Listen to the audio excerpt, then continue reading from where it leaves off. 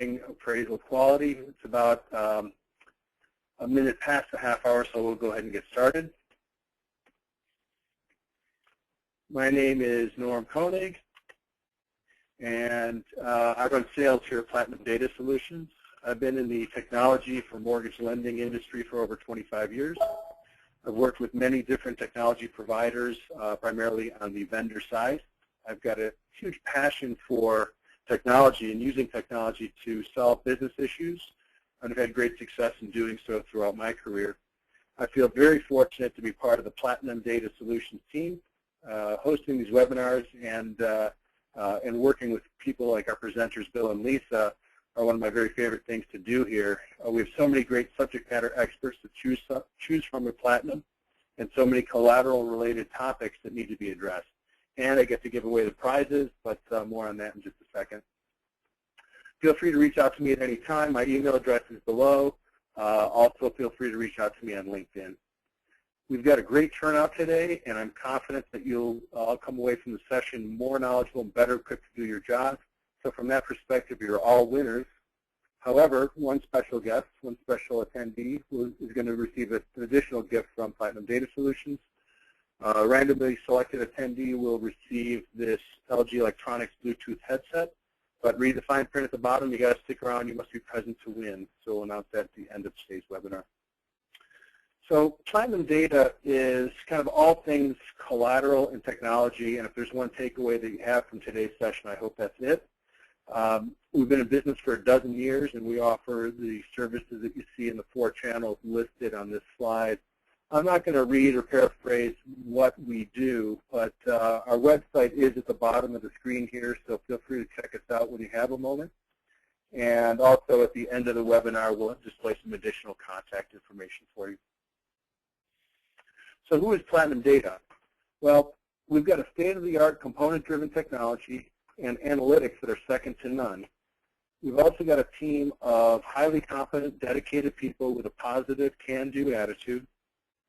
And it's really the intersection of these 2 elements that sets us apart. That's our secret sauce. Bring us your business issues, and we'll put together a solution faster than anybody else can. Today's discussion is about appraisal quality and what that means from both the perspective of the lender and from that of the appraiser. So appraisers and underwriters, I've been told, are kind of like oil and water, cats and dogs, apples and oranges.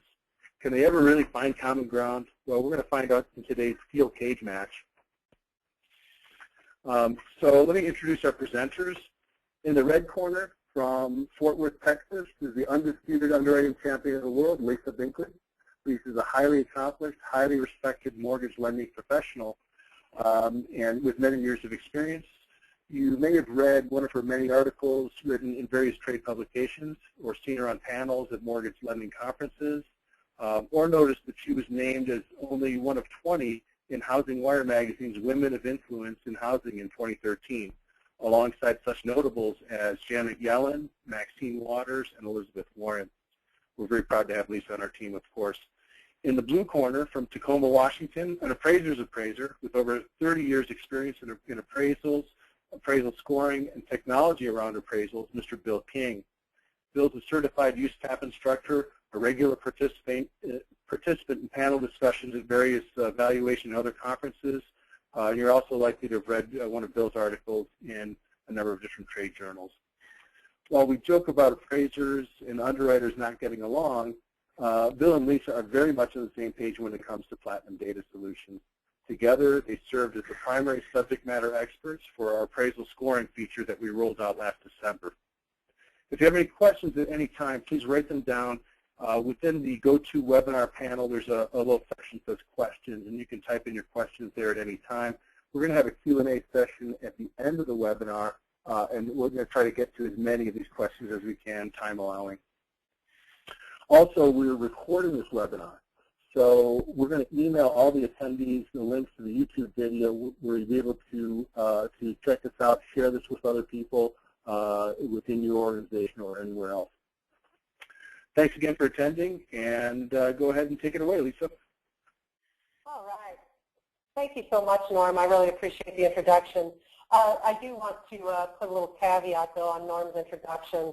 It's easy to be the undisputed underwriting champion of the world when you are the only underwriter in the organization. So for purposes of today's call, I am certainly not the undisputed underwriting champion of the world. Appraisal quality, why is it such an issue? Well, appraisal quality has always been very important in mortgage loan originations as well as due diligence, et cetera. And the appraisal ranks as one of the most critical documents in a loan today.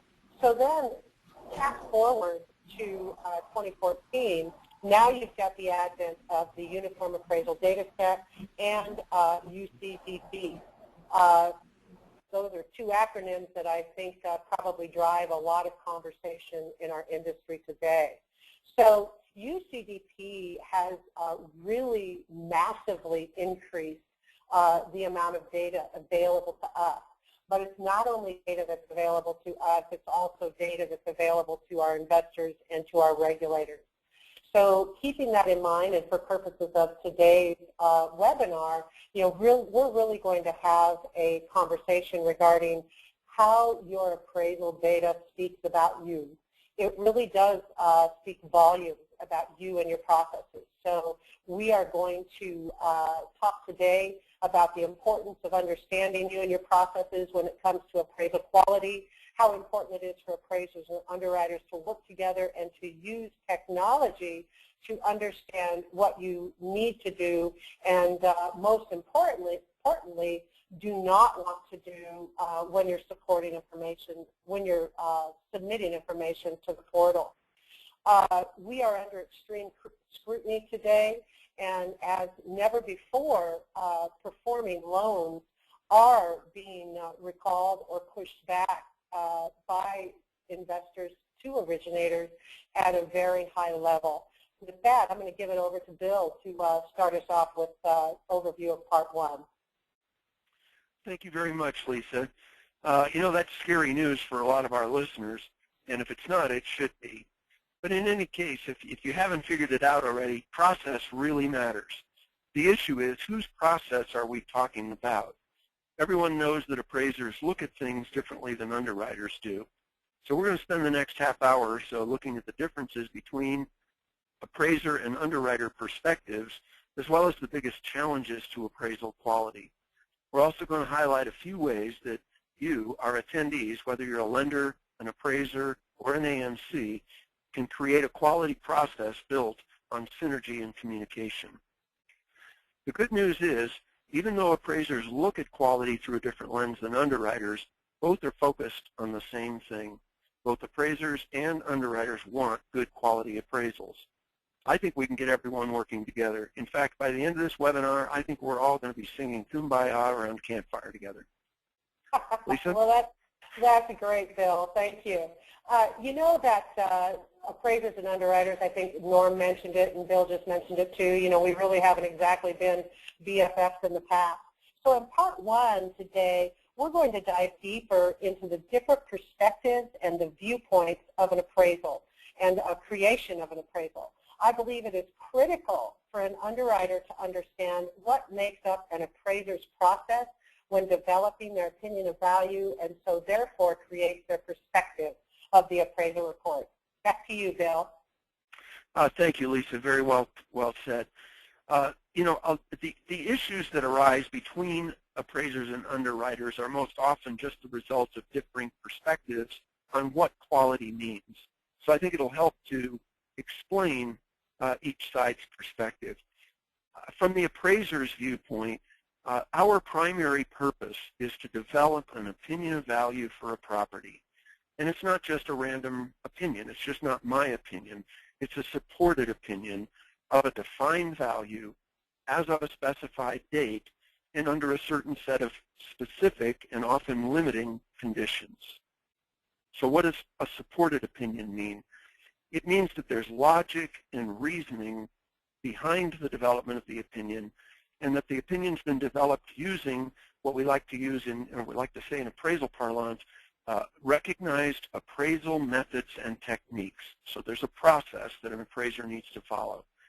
The logic and reasoning is then presented in enough detail so that all the intended users of the appraisal will be able to understand the appraiser's process. So a properly supported appraisal is one that is considered credible or worthy of belief. And I think it's also important to understand that credibility is always measured in the context of intended use. And for our purpose today on this webinar, we're focused on lending, and so the appraisals that are being developed for lenders have generally a common intended use, which is to support the underwriting of a loan decision. So the level of detail presented needs to be sufficient for these intended users to understand the appraisal report. And I think it's important to recognize that we're talking about understanding the report, not necessarily the appraisal process in its entirety. So the issue is, and the historic challenge has been, that underwriters, and I think very understandably so, want appraisers to meet as many of the published guidelines as possible. In the real world, achieving that isn't always possible. And so appraisers have a tendency to fall immediately back on USPAP to defend the way they've gone about producing an appraisal. Now, appraisers are always governed by USPAP, and USPAP rules and guidelines are the center of our focus. But we need to remember, we as appraisers need to remember that USPAP is about exercising judgment and then executing on that judgment. So judgment means making good decisions. Execution means following through on the judgment, knowing how to develop and support the opinions and conclusions. USPAP is a deliberately broad document, and this allows the appraiser a lot of flexibility for solving the appraisal problem. But it also carries with it a high responsibility to solve that problem correctly and competently. I think it's really also good to understand that USPAP is not a how-to-appraise document. As appraisers, I think we need to think of USPAP as the ingredient list rather than the recipe book. It only outlines in broad terms what the minimum or essential requirements are. And as we'll cover a little bit later, minimum requirements just really aren't enough to assure quality, particularly not in the market environment we're in today. So USPAP itself has very few hard and fast definable rules. Most of the guidelines and the rules that appraisers are looking to, that are being held to, are coming from Fannie Mae guidelines, the Freddie Mac Seller Servicer Guide, lender-specific requirements, things that underwriters are communicating back to appraisers from those other guidelines. What we want underwriters to understand is that appraisers aren't trying to be difficult, and we're not all inept. We're just simply governed by a different set of overriding rules, and that's what guides our process. So, Lisa, I'd like to turn it back to you for a little more detail. Point taken, Bill. From an underwriter's perspective, it's very different when we are looking at the appraisal report. The underwriter's perspective is all about the risk. It's not our job to approve an appraisal report. Our job as an underwriter is to really understand and approve the risk associated with a specific property. Or more specifically, when an underdeveloped opinion of value is present, we need to go back to an appraiser and get support for that opinion. So while the appraisal report is probably one of the most important components of the lending decision, we are really not supposed to develop an opinion of value. We are supposed to develop an opinion whether that report does or does not support that value opinion in order to meet our lending needs. So from the perspective of approving a loan, it is critical that we look at the report and that they meet the value requirements. So in addition, whether or not there are red flags about a collateral, it's most important from an underwriting perspective that if red flags are present in that report, that they have also been identified and resolved in that report.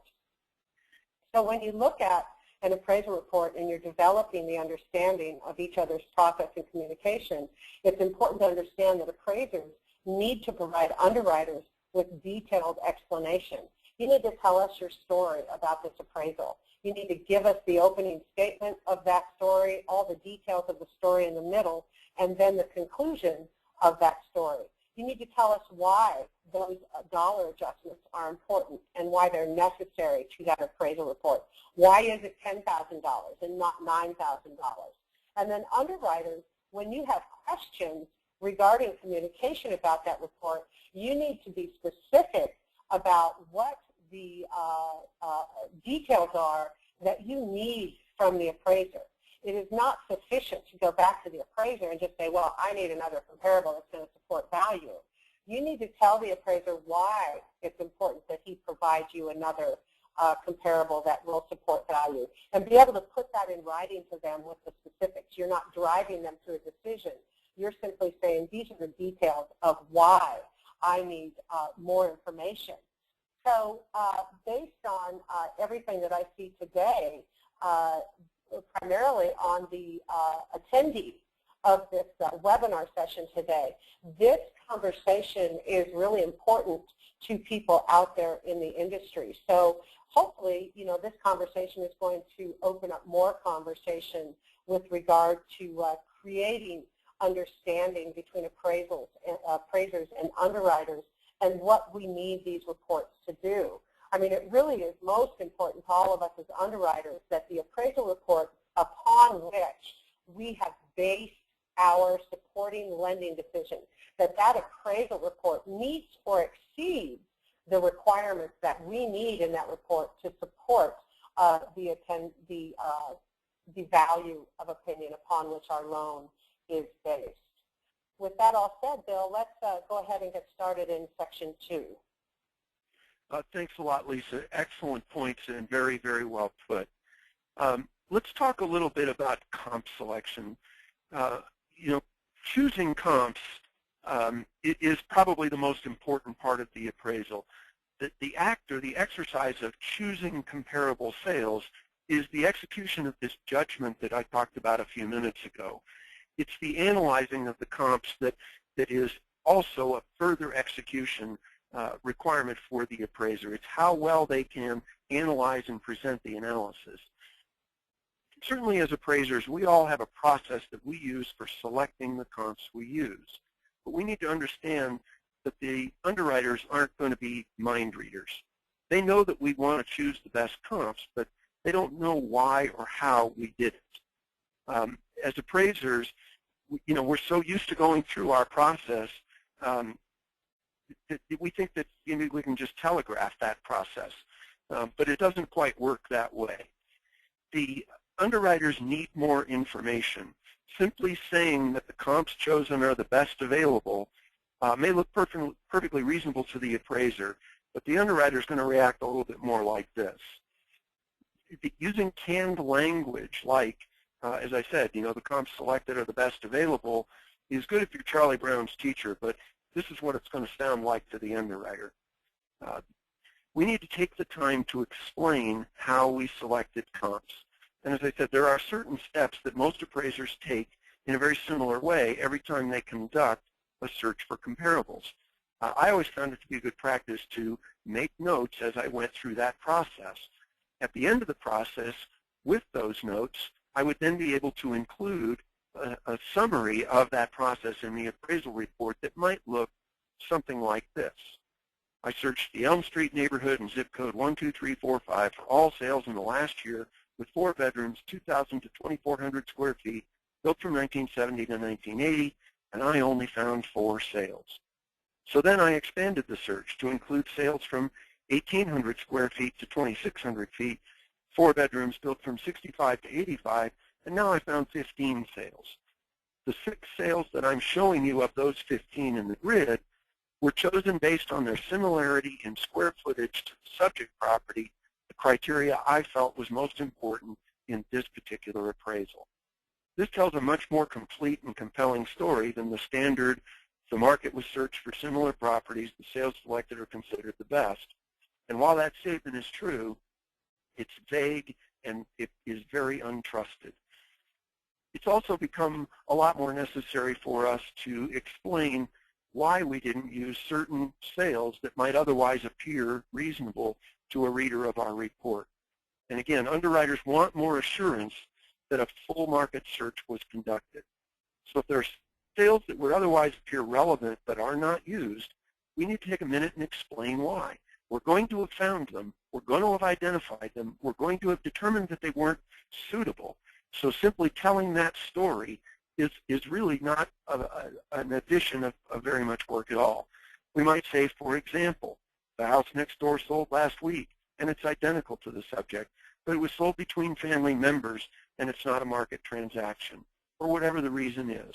But when we do that, they have a better understanding of why something that would appear relevant wasn't used, and now they don't need to call me to have an explanation given for why the house across the street or next door wasn't used. We also need to, look at things like style. This becomes a more common discussion in the advent of recent changes to UAD. We want to make sure to include detailed information regarding the makeup of the neighborhood and the market, the different styles, and whether if we've chosen a comp that is of a different style than our subject, why or why not an impact on value was noted. So while we're talking about explanations, well, actually, I'm going to turn it back to Lisa at this point. Lisa, take us down the path of outliers and things that are abnormal. Absolutely, Bill, and I couldn't agree more with your statements. As an underwriter, if I am reading an appraisal report and I see that type of discourse regarding the steps that the appraiser has taken, I can easily understand that, and then I get a better feeling about the marketplace and what the appraiser went through to establish these comparables, since we are talking about comp selection right now. When the appraiser walks through that process and takes the time to put down the language and what his findings were regarding the market intelligence of the subject property area, when I do read those comments, so any appraiser out there, remember this, underwriters do read your comments in an appraisal report. So exactly what Bill just described is really important when you are describing the marketplace, and what you did, what you went through to develop those comparables is listed in your report. Over the past several years, especially with the downturn in the industry and what we just went through, the primary issue with appraisals when it comes to repurchase requests and ongoing originations is the comparable selection. Typically, the investor, may disagree that these are the particular comps that are best for the property. So when you talk about comparable, when you look it up in a thesaurus, the comparable means for synonyms are commensurate or equal or alike, akin or equivalent. That's what comparable means. So for lending purposes, when you are putting together an appraisal report, and when I as an underwriter am looking at an appraisal report where my subject is a 4-bedroom, 3-bath, and all of my comparables are 3 bedrooms, 2 baths, and I don't have any discourse in my appraisal report, can I really say that those properties are commensurate with each other? In this particular example, an explanation like what Bill just described in his report would go a very long way to help me to understand why those comparables were utilized for this subject property.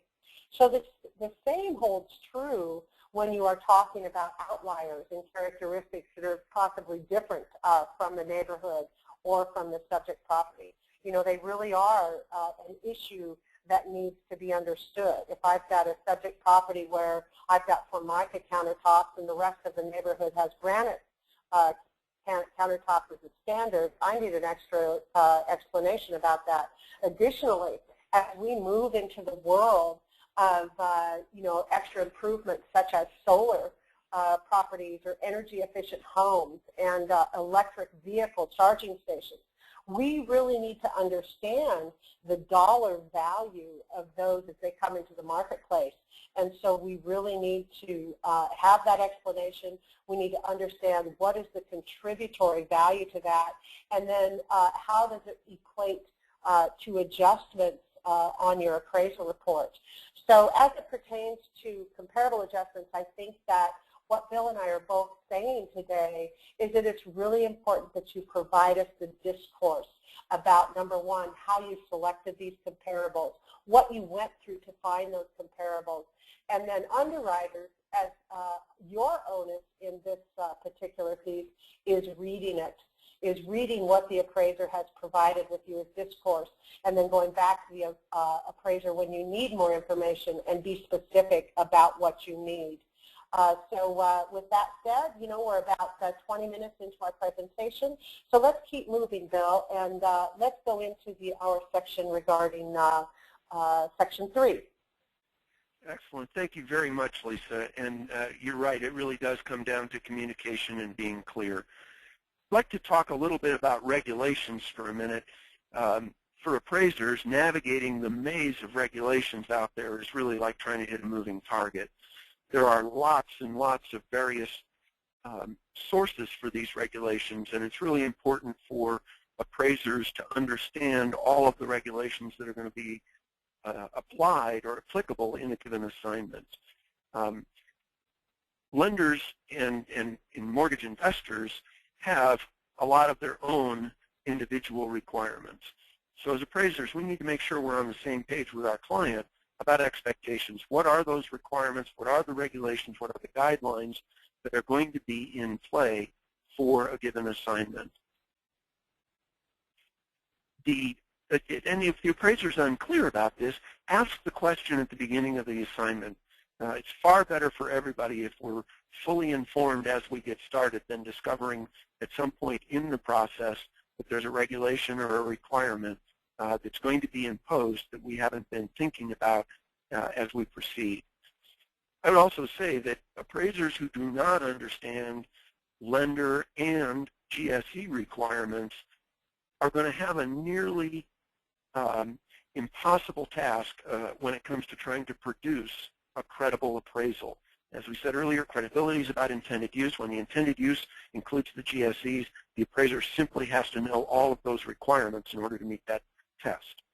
Underwriters, what we ask for from you is to please provide us as much in writing as possible. If you have a checklist you're going to use to evaluate the content of our report and you can give that to us up front, all the more likely that we'll meet those requirements and keep you from having to come back to us to ask for more information. Another thing that's new on the landscape is the recent changes to the Equal Credit Opportunity Act. Borrowers are going to be getting appraisal reports much earlier in the process than ever before. We as appraisers understand that the borrower is not our client and not an intended user, but I think it's really important to recognize they are going to read that appraisal report. And I had an experience many years ago that has never left my memory on this issue. I appraised a home for a refinance. The homeowner spent a lot of time telling me about all the details of their flowers and landscaping. And while I knew that that wasn't going to make very much difference in terms of its contribution to value, I wanted to be sure to speak about it in the body of the appraisal report so that when that property owner got their copy, they wouldn't be calling the lender, who would then call me to ask why I hadn't paid attention to the things that were being told to me while I was at the property. So while they're not the client, they're not the intended user, they're going to put eyes on it, and we want to keep that in mind as we write our appraisal reports. So ultimately, quality goes beyond following USPAP. It goes beyond knowing all of the guidelines. It's a large issue. And finally, I'd like to just say that there are fair lending things that we still see a lot of appraisers not adhering to as well as could be done. We need to keep things in an objective and factual context, choosing our words wisely. The National Association of Realtors, for example, issues communications to its members to say that when you use expressions like pride of ownership, you might be out at the outer limits of fair lending terms. Talk about whether the property is adequately maintained. Talk about the neighborhood in factual terms. If there's a house down the street that's boarded up, don't call it a crack house or identify what made it that way. Simply say, there's a boarded up house down the street. So bottom line is, report the facts. Try not to do too much interpretation of them. And Lisa, I'll turn it back to you for the next section. Great. Thank you, Bill. I couldn't agree more. And I think that one of the things that maybe people are thinking about with regard to regulations as far as providing checklists, et cetera, it's very important that you don't try and steer the outcome of the appraisal report. We all agree to that. So really it's specifics regarding your concerns and specifics regarding what you need on that appraisal outside of the value. And additionally, complete documentation I think is really, really important for your order when you are sending that order, whether it's to an AMC or whether it's to an appraiser directly. So the last part of our session today, we're going to talk a little bit about fraud and misrepresentations and as they pertain to appraisal reports. One of the things that probably people think about today is, oh, there is no more fraud. There is, loans are performing better than they ever have. We've got full documentation. We've got FIREA. We've got, appraiser independence. We've got all these controls in place. And so when I hear that type of conversation, since fraud and fraud investigation is very near and dear to my heart, I kind of roll my eyes a little bit because that gives me a picture of the criminals sitting around a table and just bemoaning their fate of, oh, good night, we've got full documentation loans now. There's not going to be any opportunity for me to misrepresent anything or any fraud schemes that I can perpetuate. I can tell you for a fact that criminals tend to stay one step ahead of us in this world of technology and in the world of real estate finance. So don't ever forget that they can get hundreds of thousands of dollars with the stroke of a pen or with some minor misrepresentation in a public record as opposed to robbing a bank with a gun. So as we talk about the appraisals, misrepresentation is real or not, or is real, and intentional or not, it is probably a large challenge to our industry today. There's several areas of an appraisal report that can be particularly susceptible to fraud and misrepresentation, and underwriters and appraisers alike, you need to familiarize yourselves with these and take precautions. Appraisers should also take note that these are red flags and that you can be adversely selected for performing appraisals on fraud scheme areas. So one of the first areas of that is age versus effective age. So you can see in maybe a listing or an interview with a realtor that the property is 120 years old, but you look at an appraisal report and it is listed with an effective age of 25 years. And you look at the condition comments on the appraisal report, and there's little to no updating. That immediately is a red flag regarding age versus effective age. Ownership. One of the things, ownership and parties to the transaction. Those are particular areas where appraisers and lenders alike can be drawn into fraud schemes.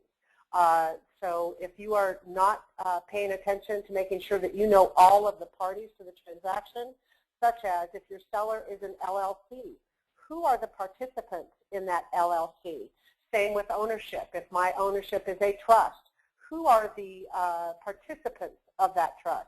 It's really important that you understand all the parties to the transaction of which you are dealing with. Purchase agreement. As an appraiser and as an underwriter, you need to make sure that you have a fully executed and complete and legible purchase contract, because that is an area where people will try and slide in additional details, such as possibly an addendum to the sales agreement that has a silent seller second on it, and that addendum just gets lost in the faxing or the emailing of the purchase agreement. So it's really critical that you can read the complete purchase agreement and that it has been fully executed by all parties to the transaction. We also have today, I don't know about the rest of you, but when I started many, many years ago, you know, the only thing that we had was a telephone book and 411 when it came to tools to investigate misrepresentation or fraud. Today, you know, there's Zillow and there's Trulia and there's Redfin and there's other service providers and many public record providers that can slice and dice and deliver up that public record information to your fingertips. It's very important that you use these. I will tell you that criminals out there that are putting together fraud schemes do find and adversely select appraisers and lenders who do not utilize independent tools for their process. And then lastly, you know, let's talk a little bit about rural properties and geographic competency. Rural properties, they do have a, you know, a lack of data about them, so it's important that you have resources to be able to go and find out information. Maybe it's as little as walking to the county courthouse and finding out that information, or maybe there's other online resources such as MLS that you can use to be able to find out the information, the geographic and rural information of areas that aren't necessarily served by your standard internet tools or resources. Geographic competency. Underwriters, you need to know if you're underwriting, if you're residing in California and your area of expertise is in California and you're looking at properties in South Carolina, you need to have tools at your disposal to be able to find out what is the market intelligence about those areas so you can include that in your risk assessment of this specific appraisal. So thank you so much for all of this today. Bill, I want to turn it back over to you, but I want to just thank everyone for attending, and we certainly hope that you got something out of today's call, and that I look forward to your questions. Here you go, Bill. Thank you, Lisa. Excellent points all the way around. So maybe we can get along. Maybe appraisers and underwriters won't be singing around the campfire tonight, but I think we can collaborate and create a harmonious, cooperative appraisal environment that allows minimization of risk, increases appraisal quality, and cuts down on the number of appraisals that get sent back to appraisers. That's right, Bill. You know, with a few controls and good communication and great technology in place, you know, it's actually very easy to ensure that you have a quality process for approving your appraisals and to evaluate the quality of your appraisals and to reduce your risk. And it's most important as a lender out there and also as an appraiser, know before you go. You know, take a look at that appraisal before you submit it to your AMC or to your appraiser. Understand, what am I missing in the UAD requirements? What have I not explained? And as an underwriter for a lending organization, you know, maybe you need to take a look at that appraisal report before it ever goes to UCDP. So you kind of know the issues that you are submitting to the agencies before you, in fact, do submit them. So thank you. Norm, back to you. Well, thank you, Lisa and Bill, for sharing your expertise with our audience today. I think it's very informative. I'd like to get on to the questions and answers at this point. Give me a second here.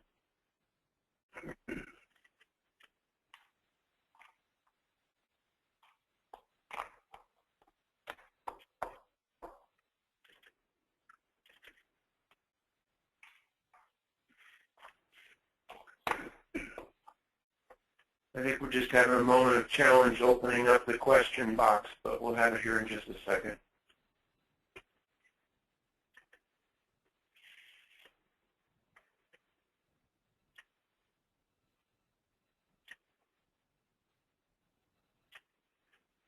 So after the appraisers, oh, there we go.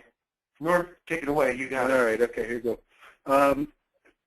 Is there any literature print for this webinar? We won't be sharing a print version of it. However, we will have the YouTube link available, and I suspect that we will have that by Monday at the latest, and everyone should be able to get that in their email.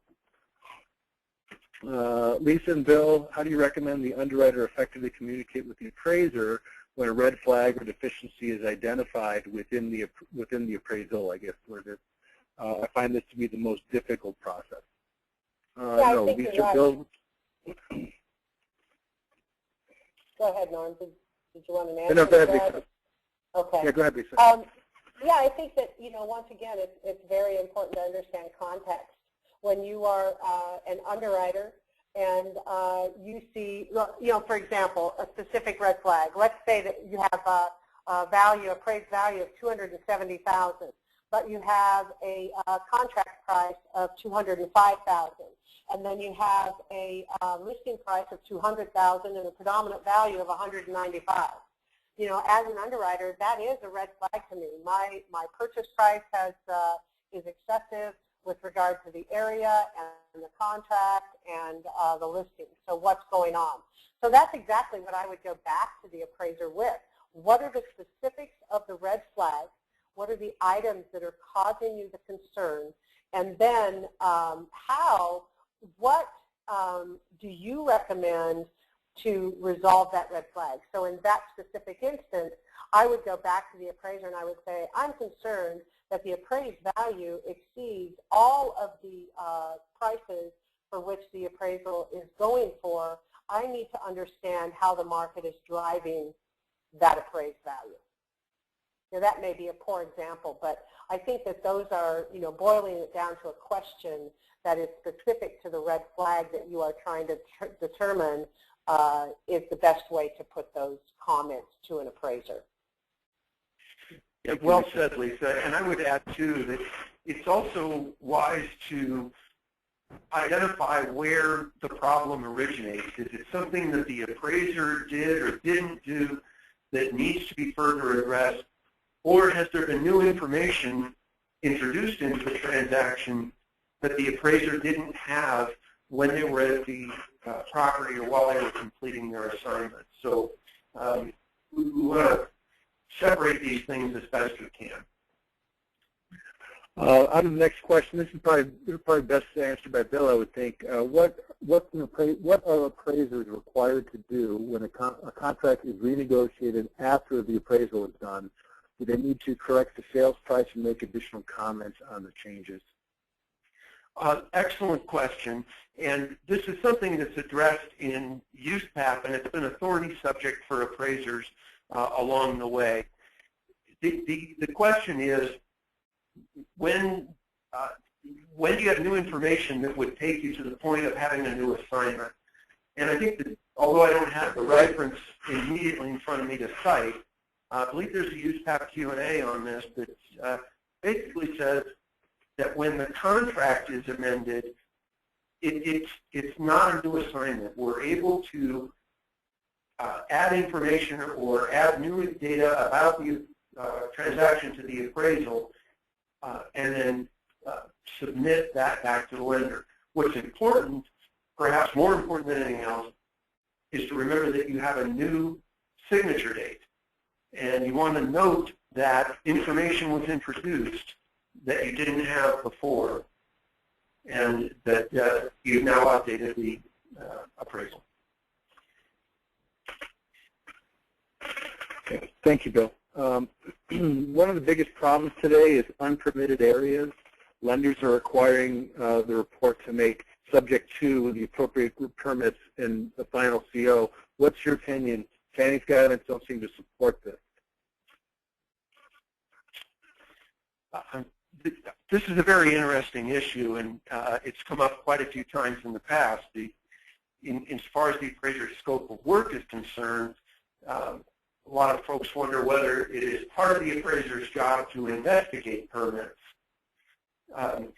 Permits and permit activity is more available today than it ever has been before, primarily because of the online delivery of this information. But there are still many areas of the country where that information isn't readily available, and the appraiser is just going to have a harder time confirming or denying the existence of a permit. Bill, would that be Thanks, Bill. Bill, Bill, would that be a practice maybe that if concerns exist, so for example, RealView, our technology, does keyword searches of the entire appraisal report for words such as additions, rehab, remodel, those types of things. Would it be a different assignment or a different task, maybe as a service from an appraisal community, or maybe even, I don't know, to go out to the county and find those permits? And I do know that there are technology services out there today that maintain records, but obviously it's not a nationwide service at this point. So my question is, would it be valuable to be able to have a service that goes out and checks for additions in those cases beyond the technology that is doing keyword searching? Well, I certainly think it would. From the appraiser's viewpoint, they should know whether the communities that they appraise in make that information available in an easily retrieved way. Is it available online? And of course, as you mentioned, there's a service out there. There's several services out there probably, but BillTax is one in particular that aggregates permit data for a lot of areas of the country. And then there are remote areas where permits are just not a focal point. They're not an issue. So there are a lot of issues, or excuse me, a lot of additions that can get made in properties in those areas where they never seek a permit and the permits are not enforced. And so the appraiser needs to recognize what the market conditions are, what the market demands in those areas, and be familiar with their community so they can report that stuff correctly. Thanks, Bill. There's another question asking if Platinum Data has any specific solutions to help us in audits and other areas. I just wanted to comment generally that the purpose of this webinar wasn't really to be a sales pitch for our product, but in a nutshell, we do have some solutions that are available in terms of creating very specific checklists to identify specific issues of quality within the appraisals. We also have a feedback loop that provides a mechanism for communicating any issues back to the appraiser. So that it's all kind of checklist driven. So we do have solutions in that area, and feel free to reach out to us afterwards, and we're happy to share information, set up a presentation, do all those types of things. Okay. Next issue, we work in an area of significant growth with very little data published, such as not having MLS, realtors, not providing information in public data, not on any internet searches. Many of the counties do not have all data available, such as year, built, etc. Any ideas of differing way to search for this data?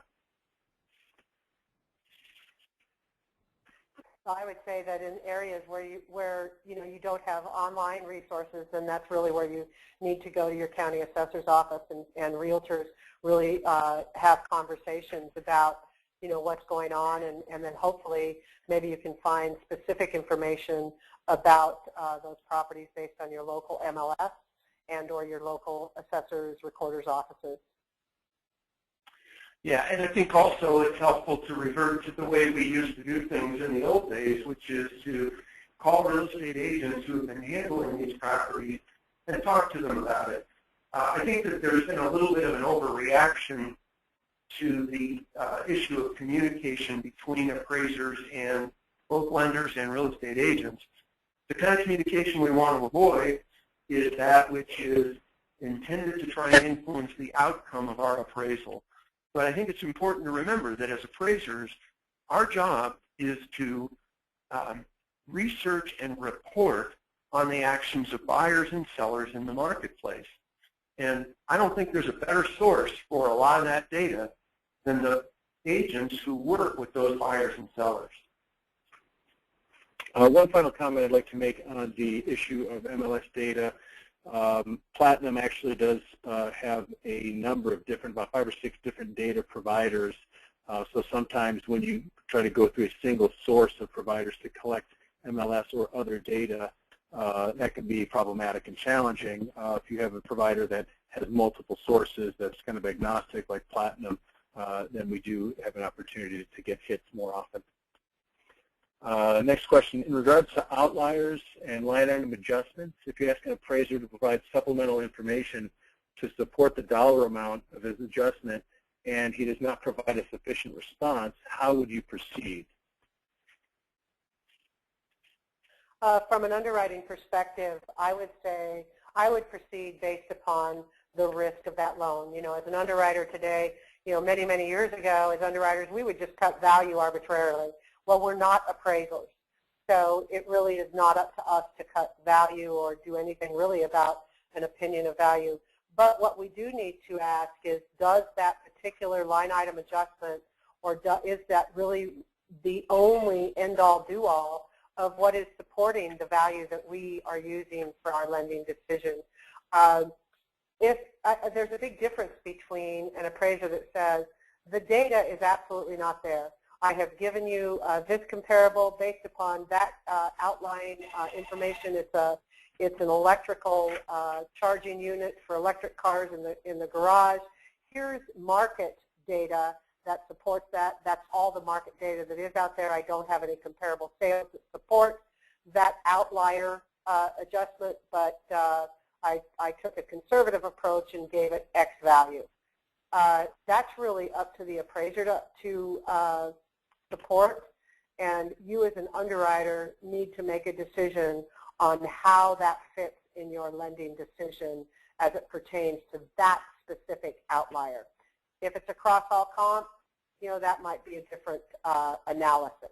But if it's one comp, how it pertains to the report as a whole is how the approach that I would take for it. If it's all comps, I may have a little more discourse required with my appraiser and or my management to determine what the impact is really to the value of my transaction. Okay. Thank you, Lisa. Next question is directed specifically at Bill. I work for a builder mortgage company, have done repurchase audits / rebuttals for several years. Fannie Mae issues a lot of demands due to unsupported value, primarily when public records are used as a source. What is your experience with Fannie or suggestions as to additional support when comps are new construction sales and not listed with MLS? Great question. Yeah, excellent question, and it highlights a situation that can happen frequently. Again, I think what it goes back to for the appraiser is being thorough in the research and reporting of how you went about identifying those properties as comps, and when there's a difference, whether it's the public record exists for the property and it's different from the square footage that the builder is reporting or the MLS, explain your decision to rely on one or the other of those records. And if you discover that there is no public record information and you're going to rely on information from the builder's floor plan or from the MLS, explain your decision to rely on that. If the builder gave you a copy of a floor plan, did you confirm the measurements of that property by taking the floor plan, standing at the house, and taking a tape measure around it? If you've taken those steps, documenting them is the simpler part of the whole equation. If you've already done the work, reporting the work you've done is a relatively minor step in the process. And yet, as pointed out here, it'll save you a lot of heartburn.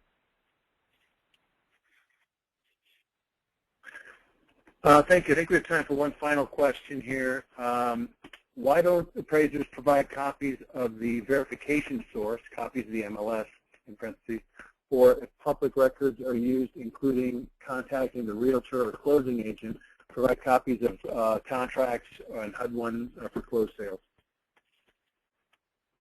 Well, again, an excellent question. Appraisers need to be very careful about the reuse of copyrighted information. Many of the MLS sheets indicate that they're copyrighted.